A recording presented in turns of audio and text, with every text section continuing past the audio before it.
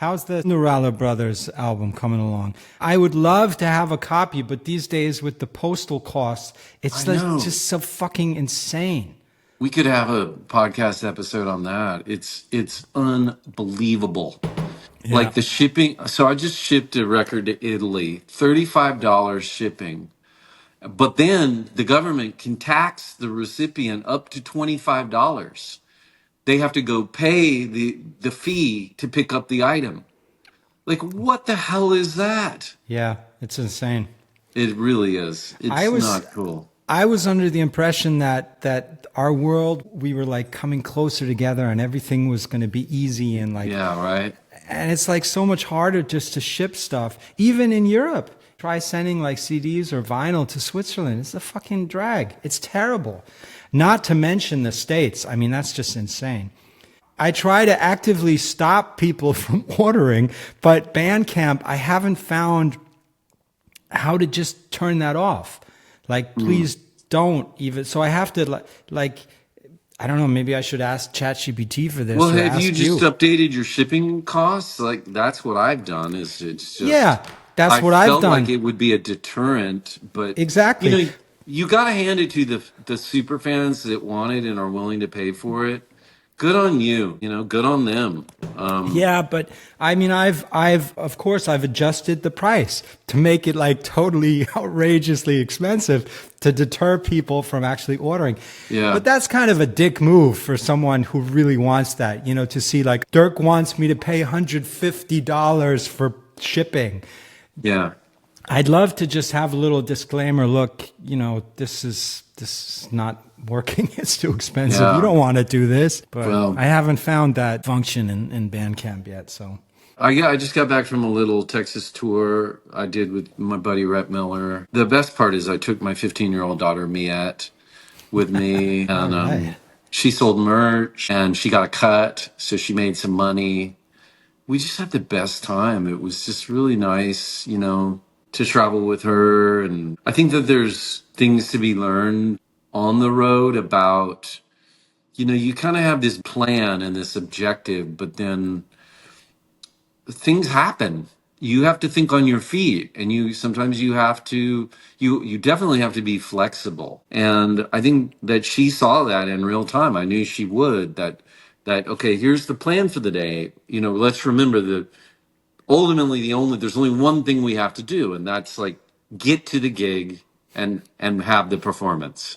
And everything else that happens is just, you know, hopefully it'll be enjoyable, and let's make it enjoyable. But there were some things that came up that unexpectedly, as there always are, and I felt like it was an experience that both of us will remember the rest of our lives. And it brought me back to the we talked a while ago about when I went to Germany, and there was some reactions to like, what are you doing, man? Like, why are you traveling with your kid? And I tried to explain that like you're getting a much happier Salim because of that. You don't understand that if I'm just here on business 100%, I'm going to start scrutinizing some of the bullshit that's happening. Like the guy in Bern who asked me to pay the rent of 500 euros. Like, what? No. Nice move. Yeah. And an example of this Texas tour and me having a more laid back attitude because I was with my daughter was we had a terrible routing situation. We played a gig in San Antonio, then went all the way back up Texas, like 4 hours out of our way to go to Tyler. And my fee was only a couple $100 to then drive all the way back 4 hours to Austin. If I was doing this on my own, I would have been irate. But with my daughter, we just had a nice road trip. We had a Yeah. blast, and Yeah. I didn't care. Yeah. So, And you probably played a better show. yes, Yeah. for sure. Yeah.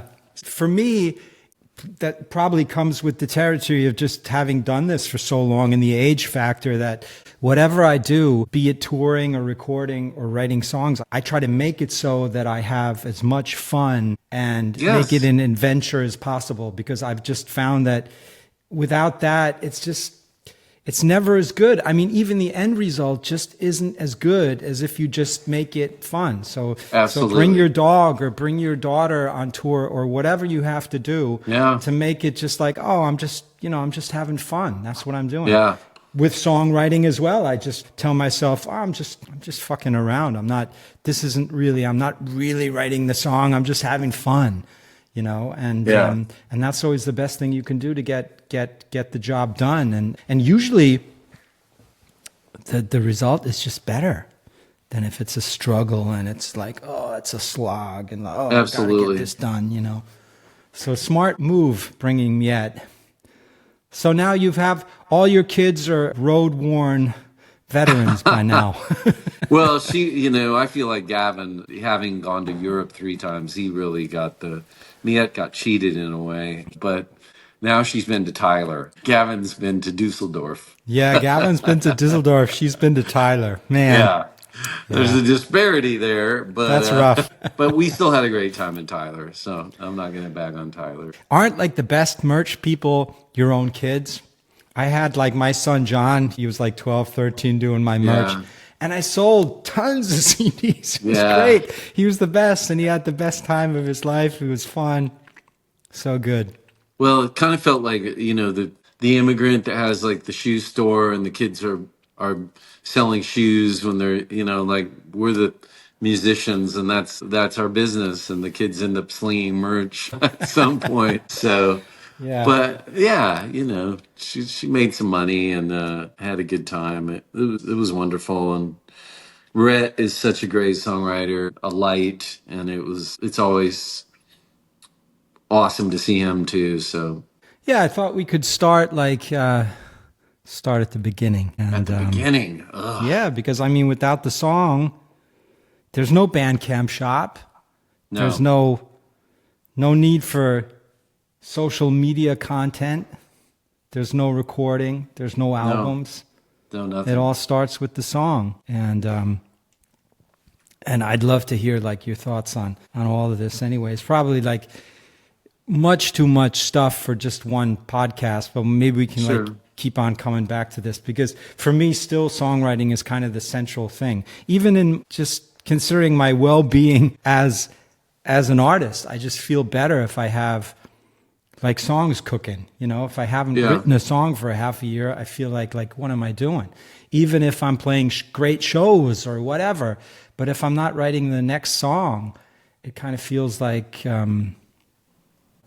pointless, really. Yeah.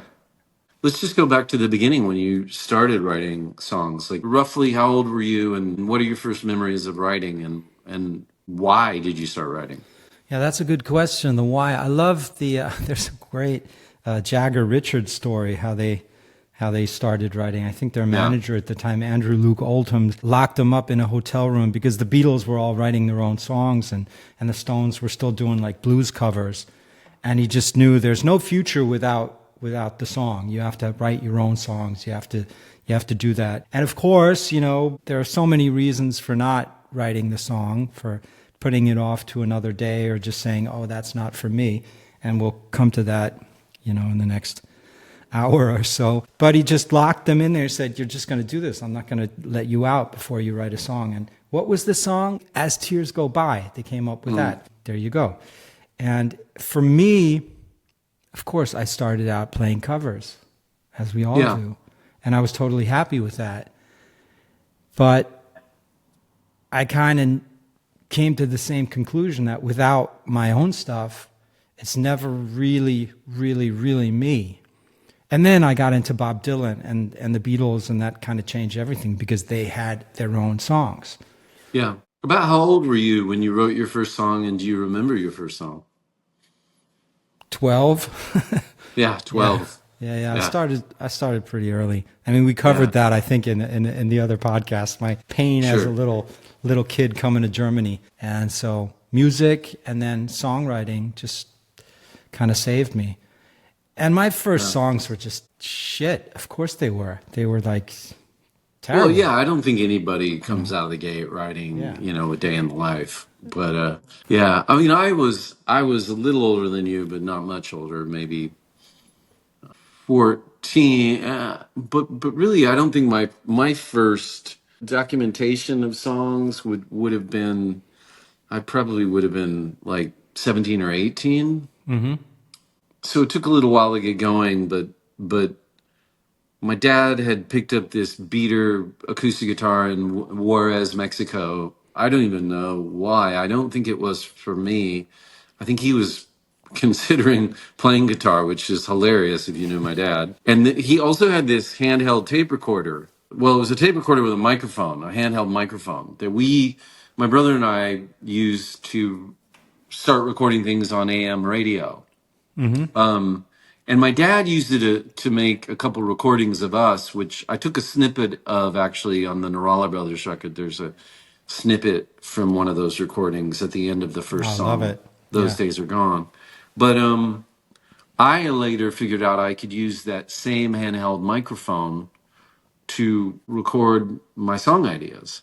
And I still have the tapes. I should bust them out. I haven't listened to them in a long time because they're so. When I was younger, they were just mortifyingly Of course. embarrassing, Yeah. just really embarrassing. Because I'm basically just mumbling quietly. I don't want anybody to hear me, and I'm not even playing guitar, and I'm mumbling like.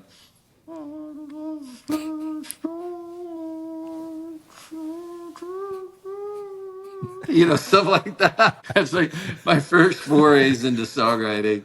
And then eventually you sort of have blink, blink guitar. I love her so blink. And I remember sitting in the living room while my mom was ironing and be like watching sports or something and just moving the fingers on the guitar to get used to the chord shapes. But it seemed like if I was just on my own doing it, it was super boring. So I had to just sit in the living room and practice that way. But one good thing about the handheld recorder, I don't know about, I'll ask you about you, is it got me in this habit of always documenting whatever ideas I was working on.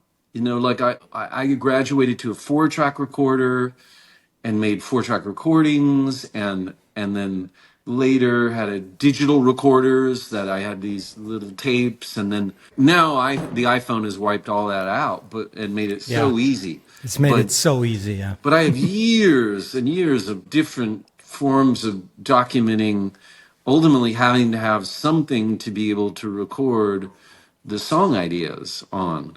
Yeah. What's your first memory of what did you use to record the ideas? My dad had a TEAC reel to reel. Wow, that's And fancy. yeah, and he just, I was playing music all day and he just gave it to me.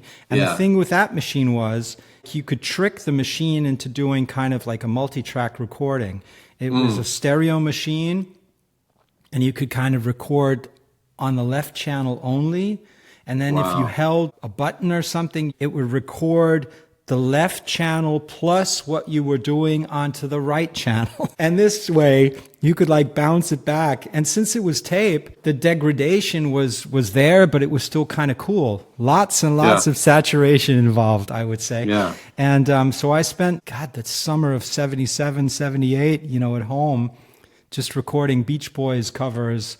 And So do you have any of those early recordings? yeah, actually I do.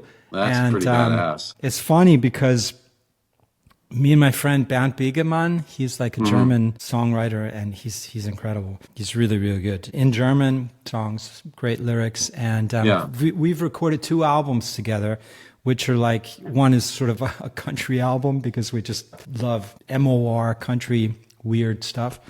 And the other is a whole album of early like 60s and 50s German rock and roll, which Wow. is totally weird because Yeah. it was like an import and people didn't get the lyrics, but they thought it was cool. And they kind of made Yeah. this thing. They tried to be that. That And sounds it's super really cool. weird. And my connection with that music is kind of special because the first friends I found in Germany when I came over, when I was 11, were Jan and Kai Brese, 2 brothers who were totally into rock and roll. They had like, pompadours and leather jackets on, and they'd always go out to flea markets and buy records like 45s and stuff. That's of great. course, Elvis and Bill Haley. But what they also loved was Ted Herold, Peter Kraus, Connie Francis. These are all like German rock and roll artists of the time.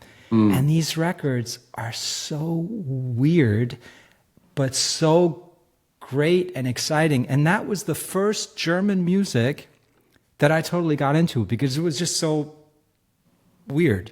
Yeah. And so I did a lot of recording of these songs when I was like 13 on my little TEAC machine. And 30 years later, Bernd and I recorded an album with all these really prehistoric rock and roll tracks sung in German. And we did a Peter Kraus song. And I remember, wow, I recorded that on the TEAC machine when I was 13. And I found that tape. So it's on the album in our version with the band. And as a hidden track, it's also on that me as a 13-year-old with the TEAC. And it's on tape. It sounds amazing. It still sounds, it's still me, as a 13-year-old, but it was pretty intricate as well, what I was doing, lots of backing vocals and yeah. So that's my little story with the how I found German music and German rock and roll, and how I learned to record as well and arrange just with that TEAC thing, bouncing it back from left to right, left to right.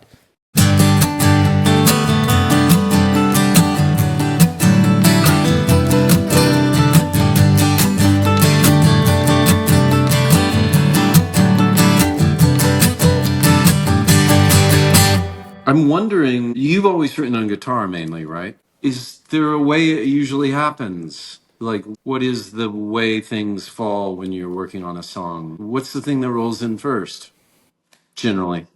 It used to be just guitar, and just Yeah. because that's what I had. Just had a guitar and my voice, and then I'd play something and record it. I always started pretty much from the get-go because I loved recording so much and doing the left-right ping-pong thing. I would record something and then start adding stuff. And so you would record a guitar without having a vocal, without a top line? Yeah, exactly. And then I would start singing to it, or I'd play a bass to it and kind of evolve into a song.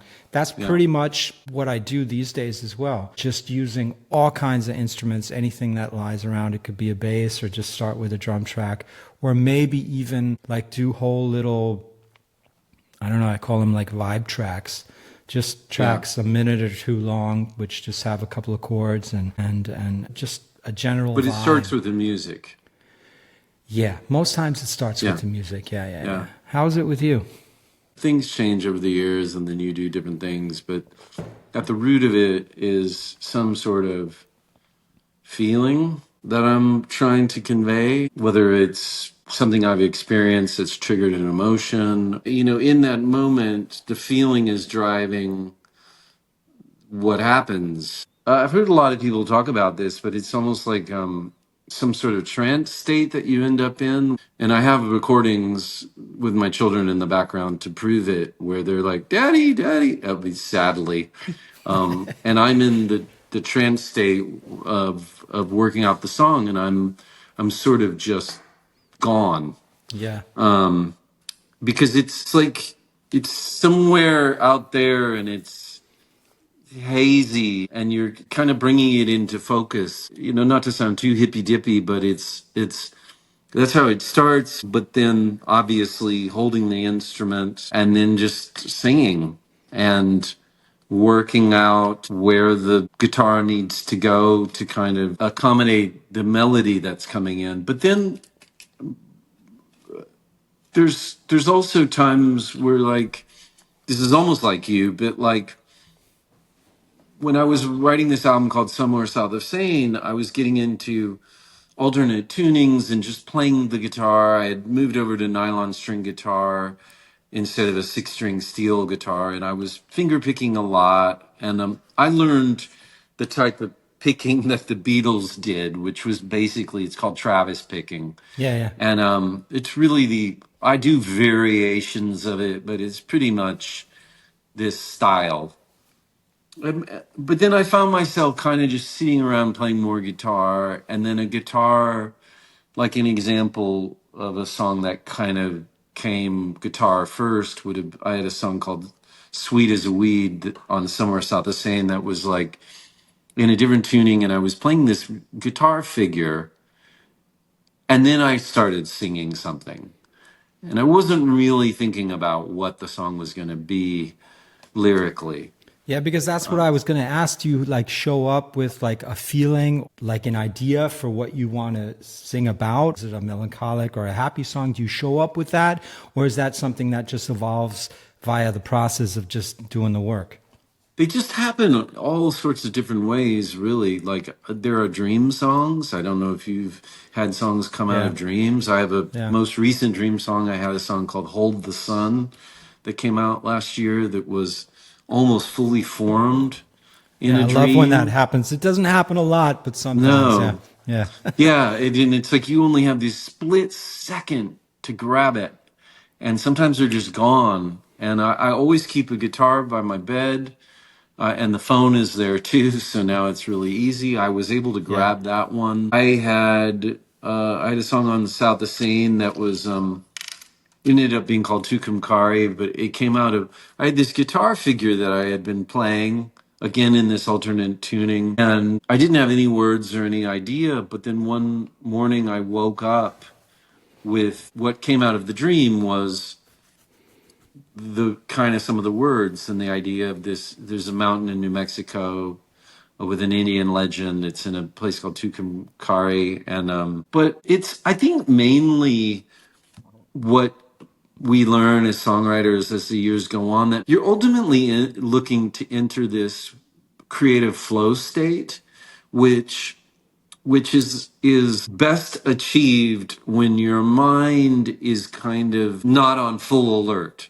So like it tends to happen maybe in the mornings when you're just kind of getting going, or at late at night when you're kind of winding down. Or this is why I understand, I'm not one of them, but many musicians use drugs or alcohol to get in Exactly, yeah.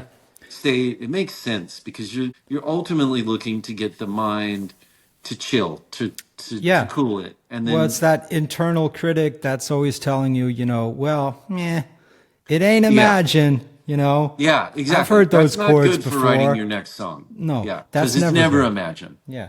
So Just any I've young songwriters out there, it's never imagine. no, and that's totally fine. That's totally It fine. is, Yeah. but yeah, it's kind of like you're almost looking to trick your own mind into, or Yeah. just to catch it in this place where things are flowing and the critic doesn't get a hold of it to squash it. What's your process then? I mean, because I've spent 30 years trying to find ways to achieve exactly that I get into this state of I'm just having fun. I'm Yeah, just, I'm flowing, because I'm totally with you that once you're in that state, it's the greatest thing on earth. That's why I can't stop, because once you're there, you can spend 6 hours and time just goes bam. sure. Where did that day go? And you come up with something. It may be a good song, maybe it's a crap song, whatever. It doesn't even matter. But just that state, the process, it's so great and it's so fulfilling and so wonderful. I would never want to stop. But the hard part is getting over the resistance, or, Yeah. the procrastination, the 1,000 reasons there are for not writing the song now. I love this quote from Dorothy Parker. Writing is the art of applying the ass to the seat. And that there's so much truth in that, because I found for myself that just to show up and do the work is kind of my key to getting stuff done, and to then eventually, hopefully, getting good stuff done. Because I just feel like when I was 22 or something, I was hanging around in bars or cafes way too much, just waiting for that magical muse moment to arrive, Well, where the song would just yeah. float in. Well, I heard a term for that I wanted to throw out that I Yeah. loved. Rodney Crowell, a well-known songwriter from the country music world, called it the lightning strikes moment. Yeah. And that moment you're talking about, which I think when we're younger, it's mainly what we know is that we're these lightning or these flashes of creative ideas that almost carry you to the finish line when it comes to finishing the song. Yeah. And Crowell said something that I definitely relate to, that as you get older, the lightning bolt moments are less and they're less intense. But what you can do is apply, there is a craft to it, and there is a thing that you learn. And it's, if you can just capture 20% lightning, you can use what you've learned in all the years of writing and your experience to basically move it along. Yeah. But that takes time and it takes patience. And I've seen a lot of songwriters that just want the instant dopamine hit of creation.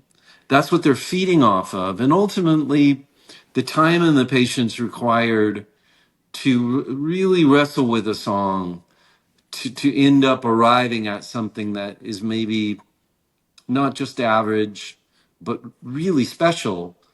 As you get older, it can turn into like a laborious thing. I relate to that very much. I wait around a lot. I don't push anything. If I go 5 6 months without writing a song, I'm not troubled at all because I know it's coming. I know it'll hit. I know there's always been another lightning bolt moment, Yeah. and I don't have any doubt that there won't be more. But I also have learned that I can't force them. I can't make them happen. I can't schedule them. I can't book them in advance. Definitely. No. And so I just kind of go with it. It helps that there are so many songs and so many albums, and I inside of me, I don't feel the world needs another Salim Nourallah record.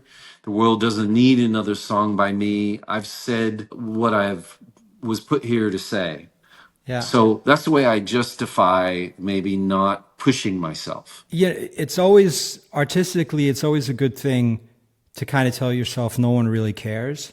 I mean, Yeah. that's a tough thing to say, especially to young musicians, but nobody cares. Nobody cares if I write another song or if I record another album. That thing has to come from inside yourself. It's for you. It's for the process. It's for your own well-being. And then maybe something will evolve out of that somebody out there will like the song or find it important, or Well, it'll help them with their life. Yeah. yeah, there are people that care.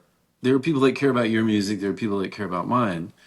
But the world doesn't stop Exactly. if I don't make another song or you don't make another song, Yeah. Yeah. and the world doesn't stop.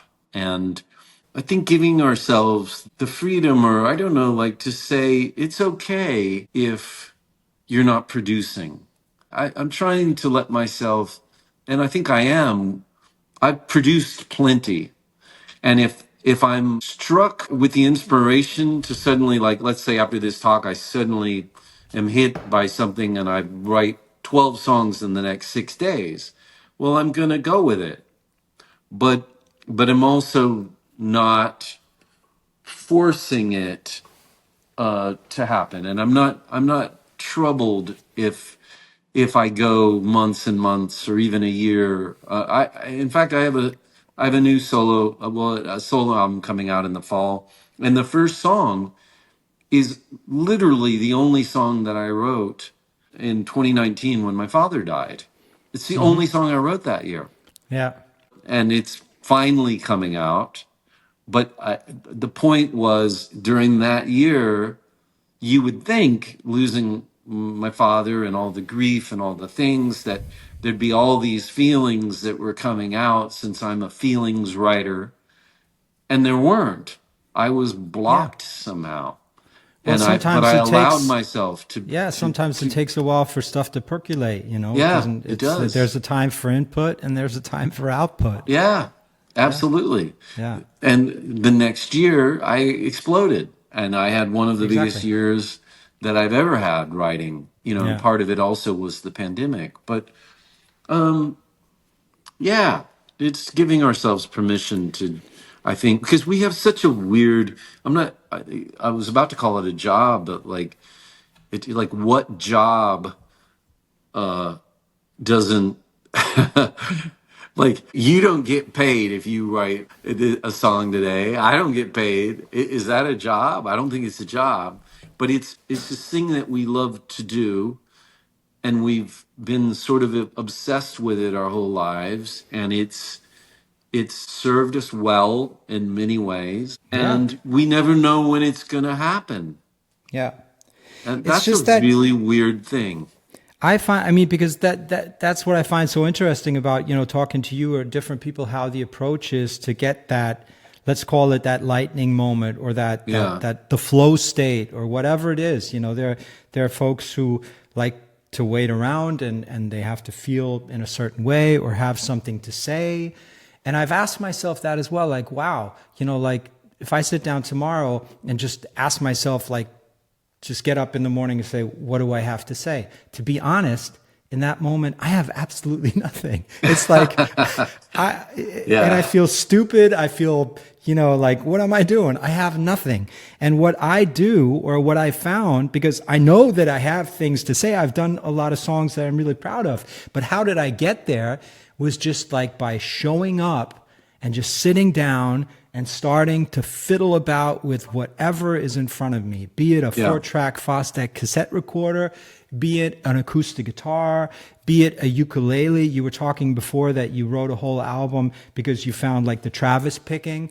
I know yeah, exactly how that is. When I discovered the Nashville tuning, that sparked a whole album because I was just so excited, and it was so much fun just to play in this tuning that it just triggered and sparked so much stuff that would have usually not come out if I just said, okay, what am I going to write about today? Hell, I sure. don't know. I got nothing. That's my Ist-Zustand in German. So I got nothing. I don't know what I'm going to write Well, about. do I you have, do you keep notes on your phone? Like, I have running notes all the time, like things that people say. That's become my favorite thing, is yeah, like, yeah, whoa, what did you just say? That's a song. yeah, In fact, my friend Rhett Miller just did that on one of our shows.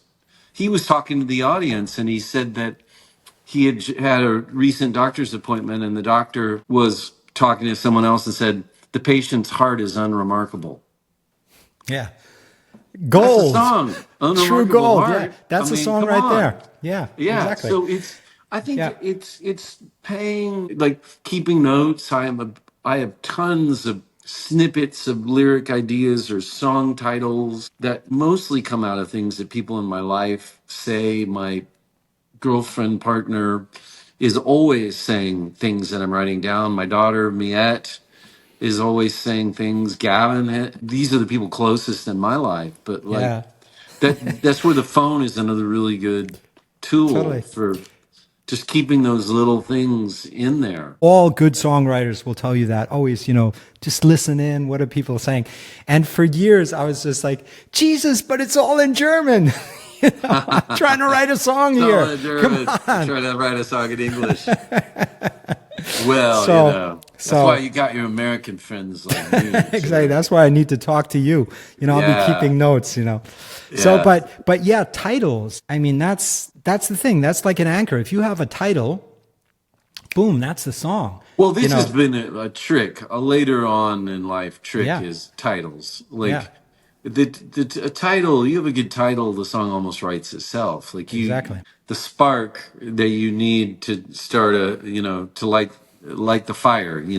Exactly. That's the thing, the spark, because that's what we're looking for. That spark that is so like, wow, that's so good and that's so fun. And you dive deep so that your kids are screaming at you like, Dad, we need to go out, or can you fix us some food? And Yeah, you're like, you're in the flow state, you're gone. How do you yeah, get there? And I just feel for myself that I have half a chance of catching that lightning or getting to that flow state if I'm kind of surrounded by my studio stuff, or if I'm at a guitar and I'm doing stuff.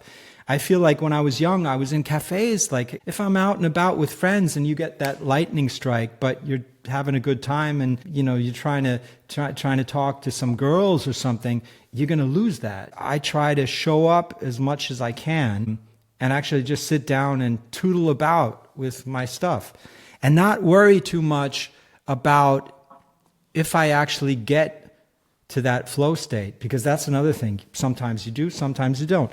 But if I show up in my studio every day or every, second, third day, whatever, and I just play and I know I've put in the effort, I feel so much better.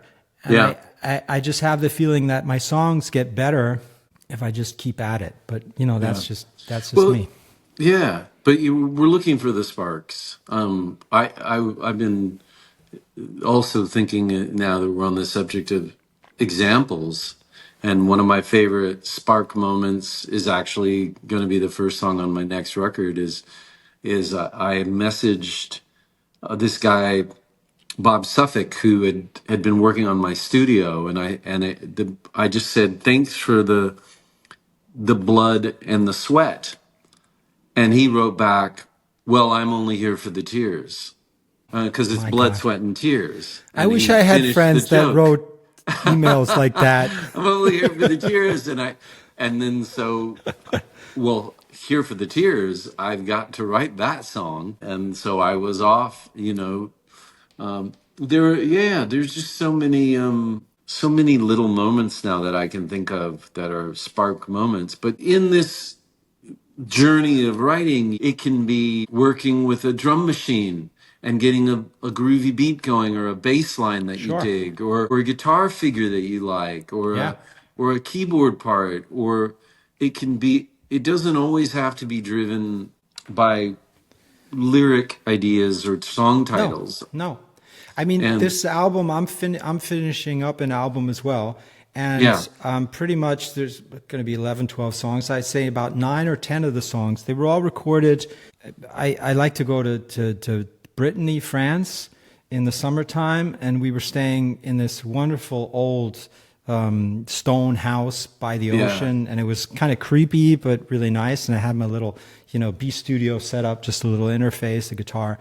And we were there for 3 weeks, and I told myself, every day, because I can't hang out at the beach like all day, it drives me crazy. So I just had a croissant. I was feeling good, I was in a yeah, great place, and I just said, okay, I'll just sit down, and by the end of the day, you will have some sort of track put together, and you will document it in any kind of yeah, way. And usually it was, and you won't think about lyrics or melodies at all this time. It'll just be like a track, but not just 3 chords, but it'll have a bridge, it'll have a chorus, and maybe like a B part, work on that, and it'll have an arrangement. And so I had 21 of these tracks when I came back, and I burnt the CD, and this was in 2022.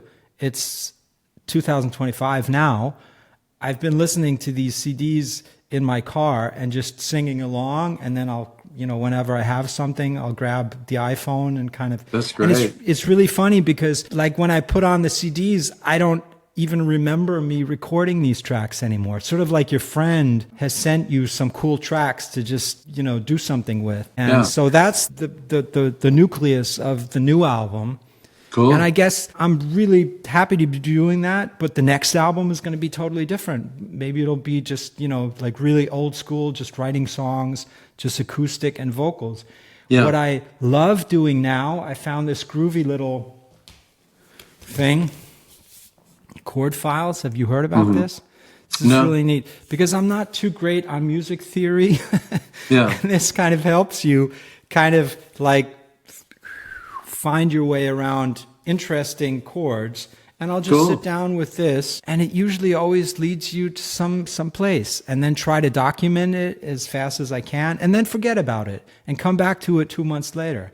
And out of 10 little ideas, 9 will be like, not so great. But maybe one of them, the bridge, you'll think like, wow, that sounds pretty cool. So there are so many little, I don't know, tricks that can make you kind of get into just having fun and getting into a flow state of some sort, Yeah. you know? Because for me, it's a central theme. How do I get around procrastination and resistance of not writing the song? That's always been like an issue of mine. I don't know how it is for you, but there are so many other things that we could be doing. Like we could be, updating our Bandcamp page. We could be Well, yeah. listening to podcasts like this one, instead of actually. There's another great quote of Joe Pug. I don't know if you know his the Working Songwriter podcast, which is also excellent. And he has like a long-winded introduction of what the podcast is about. And at the end of it, he always says, and it's definitely an ironclad excuse to put off actually writing. I find it harder actually to like, when do you know you're done with the song? When do you walk away? When is it finished? And once you've started the song, once you've waded into it, once the inner critic takes hold, I think sometimes it can be challenging for me to just, because you're ultimately using just that radar that you've developed over the years as a writer, that okay, this is done. Because I will work on words forever. Forever. And I Yeah. will be moving things around and doing things, and I've found I have to kind of cut myself off at some point Yeah. and just go, this is the best I can do. I've also turned to using my partner as a editor because she's really great at it, Wow, that's super cool. Yeah. and ruthless. Yeah. Doesn't, Good there. combination.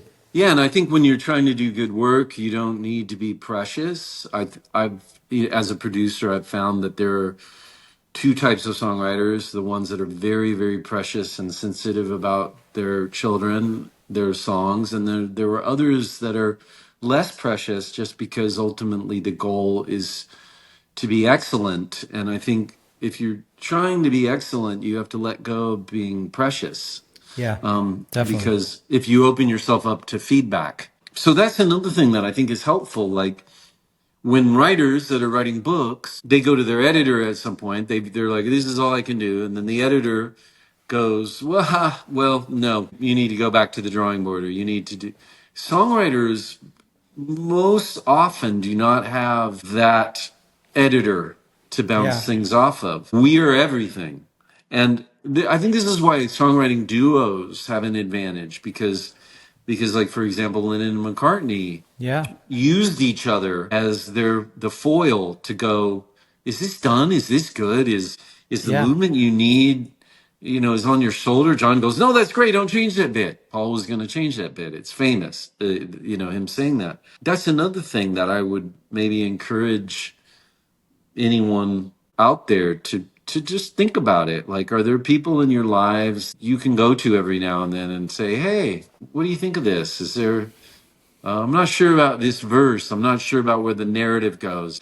Is the chorus, even a chorus? Yeah. So that's kind of where I've landed. But I just happened to end up also in a relationship with someone who had that superpower, and Yeah. I've tapped into it. Yeah. I mean, my songwriting collaboration, back in the day of my band, it was painful, but it was great, Yeah, because of all the reasons. Because you really, not only were they checking your stuff and telling you how shit that bridge was that you just wrote, but they were also kind of egging you on to show yeah, them that you could do better. I was sure. really I'm like, man, I'm going to write the best verse ever just to show you, how Can do good it. I am, or how I can Yeah, do this, And sometimes we get lazy with ourselves. We sit around sure. and we think, oh, that'll do. That's okay. Whereas if you have a songwriting partner, you just want to give it your best every single time. So I would definitely Yeah, also encourage everyone to find that someone, or a group of people. But sometimes it's hard. Like in my life now, I don't have that person anymore. It's just me. So I have to find ways of having that feedback. I use time. I will write something and try to finish it as much as I can and then really forget about it. Just have it there, put it on a CD or whatever and listen to it like 3 months later, because then I won't really remember the song anymore. And I'll be like that critic and say like, you're not as attached to it. I'm not attached. I'm not precious, because I think what you were saying before, the whole being precious about your work is so, it gets you nowhere. You know, Well, yeah, like having people that just tell you you're great isn't ultimately helpful. It only feeds the ego. It's not ultimately helpful as far as doing good work. Because if everything you do, you have only, oh, it's so good, it's so excellent, you're so wonderful. It's like that doesn't really do anything for me personally when you're in the process of trying to create something. And I think having been a producer for a better part of my life now, I have had to be in that role with different songwriters, and it's been interesting to see that the way that different writers deal with it. You know, ultimately my favorite people to work with are people like my friend Rhett. He's not just a great songwriter because of talent. He's also someone that really takes input, considers it, doesn't always do what you think he should do, but it's always in pursuit of writing the best song possible. yeah, And yeah, that's a special quality. totally. Yeah, yeah. Are you better at starting a song or a better finisher? I'm better at starting them. I think probably most songwriters might be better. I don't know. Are you better at starting or finishing them? I think Uh, I'm better. It's easier for me to finish because oh, I've easier asked to people finish. about this, and usually they're Really? like, "Oh, it's much easier to start." And I'm like, "Really? Really?" Yeah, I have lots of unfinished songs. In fact, I have an album that we're mixing right now called Rescued from Oblivion that'll Yeah. come out in 2027 or 8. But it was all abandoned songs that I I hate, circled. I hate abandoned songs. They Yeah, well, drive me crazy. I had so much fun with it because I circled back to a slew of songs I had started and abandoned. Current me could see why they were left. I was Yeah. like, oh No, yeah, I'm not saying unreleased. I'm saying yeah, abandoned. unfinished, yeah, Yeah, abandoned. unfinished. I mean, Yes, it's fine to have a finished song which you listen to and say, that is truly a shit song. I'm not that the world does not need this song. yeah. It's never going to be released. That's fine. I can deal with that. I have tons of those songs lying around. But what drives me absolutely batshit crazy is to have like some promising chord change, and then me go, "Meh, nah, nah, nah, nah," and then it just stopped, and I just left it somewhere, and I didn't finish it. It drives me crazy. So when I start something, I have to. It's one of my things that I tell myself all the time. You finish the song, whatever Yeah. that means. It doesn't mean it has to be a great production, or it doesn't mean it has to have a bridge or a chorus or whatever. But in some universe, in that moment, I feel it's a song, and it's not just a groove track or just like a snippet. This could be a song. I'm less able to do that because I get hung up on the words, and sometimes I'm just not satisfied with the words, and I it's like a puzzle that I can't work out. I leave it by the side of the road. But with this album, I will make you happier by saving a slew of abandoned songs for Dirk. Please do. So Yeah, yeah, yeah. That makes me happy, Salim. Thank you. they're being rescued from oblivion. Yeah, yeah. So I've done a good thing today. I think I'm going to speak for a lot of songwriters, but I think we all kind of have this thing ultimately that we're the most comfortable with, and that we either stay in that one thing or we explore a little bit. Yeah, yeah. And I think ultimately the thing I've always been most comfortable with is a feeling while holding a guitar and then singing. Yeah, And me too. I knew that was my thing, and I felt comfortable Yeah. doing that. So I found that to be quite dangerous, really. So I needed to switch it around. Like 15 years ago, I got this thing. Hold on. Maschine, Yeah. which is, Great. first of all, I'm not like a synth guy at all, Sure. and the whole way of thinking music. I'm used to like DAWs or like recording more in a linear fashion. Like I kind of use my DAW the way I used my tape machine back in 1979, is like record something and then double track it,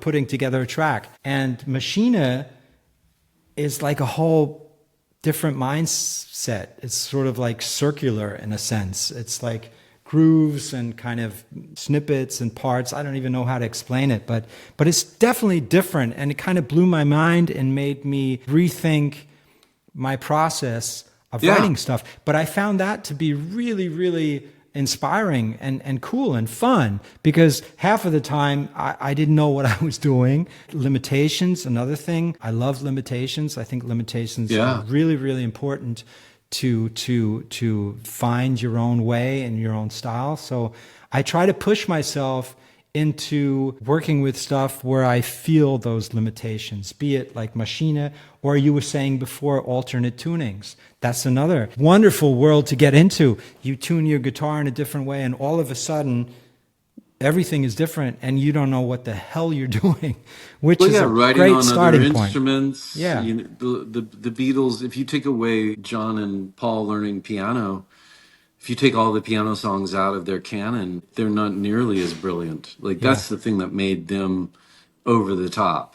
It's like you have so many bands and so many writers writing on one instrument. Like Elton John writes on piano exclusively.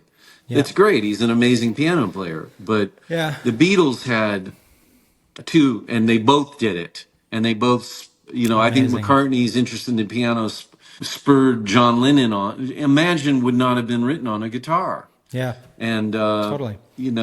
I don't think there's anything else that needs to be said about that. But Yeah. I don't have any songwriting regrets necessarily, but I do feel like I could have possibly 20 years ago started playing piano and really, Same here. Same here. but There's one regret. I'm a Jesus. guitar guy. Yeah. And and I've dabbled in piano, and sometimes I'll take a song on guitar and take it to a really good, like, I have friends Chris Holt or Richard Martin, and just say, okay, let's move this to piano and like Yeah.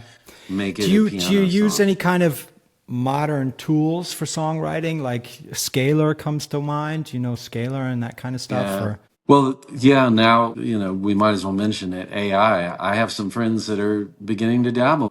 My one songwriting friend, Bob, said writing with AI is like, kind of writing with a drunk or heavily stoned, not that bright co-writer. But as far as the lyrics, so I have some friends that are dabbling with using AI for other things. I'm not that interested in it ultimately, because it just goes off into a whole other thing. Is it cheating? I don't know. It's just yeah, but weird. that whole discussion, is it cheating? I mean, that's been around forever. Yeah. Is multi-tracking cheating? Are synthesizers cheating? Yeah, I don't know. But that's not writing songs. Yeah, Like but still, using artificial intelligence to write a song, of it's course. like that's another episode. I was hesitant to go there because I think we'll save that for later. I know a lot of friends and colleagues are like super worried and stuff, Yeah, but there's enough other shit to be worried about in the world sure. right now than using AI for songwriting. I mean, I agree. so I don't know, but yeah, that's definitely that's another cool episode. Like Yes. how and why would you want to do that? And what would be cool if we both just did that? Just for you wrote a song and I did, and we kind of see what happens. Did it help us? What came out? And I mean, Sure. it's another question. How do you use it? Are we Yeah. just putting in like write lo-fi indie track into some software and it just does it, or is ChatGPT kind of edging us along to write different sentences in our lyrics Yeah. or whatever. It depends. To be explored later. Exactly. So do you use pen and paper? Like, how do you write lyrics? Because I always find that really interesting, and I've kind of gone back and forth because I just love the haptics of, and it feels so much more William Burroughs or Bob Dylan to Sure. actually write something down on paper. I used to write in notebooks, Yeah. which is also the title of a song that I co-wrote with Rhett Miller, but not anymore. It's mainly my notes on my phone or at my desktop where I just keep.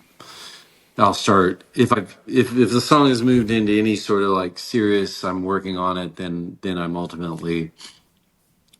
I have a Word or a Pages document that has the lyrics, and then I'm working in that. Yeah. So I like the idea of you pen and paper, pencil and I paper. just, It's just great. coming back to Rhett, doesn't he like Yeah, sell his lyrics on pen and paper? I think that's a merch thing as well. Maybe, I think so. Like the handwritten lyric yeah.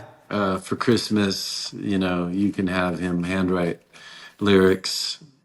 Yeah, I've done that too. I was in a home in Austin. I was humbled to see that they had my lyrics on the wall. Yeah. That was really beautiful. Isn't that great? Like, Yeah. oh, I did that? When? Yeah. Yeah. I've So had I've that. done it too. I've had that same experience. Like a couple of years back, Yeah. I played like a house concert as well, and the people there, they had like food and everything, and in the kitchen they had paper and pens, different colors, and said, "Oh, maybe before you could go on, you could just here's our favorite song of yours. Yeah. You could just write down the lyrics." And it It's was so really much sweet. fun doing it. And I did, little doodles with Yeah. color and everything. And then they sent me a photo, and it was like in their living room, like That's in an a, honor. it was just I was hung really, right there. And I thought, yeah, wow, that's pretty cool. Yeah. it's really cool. I think just the haptics of it, because we're in a digital space so long, with our DAWs and with our, Yeah.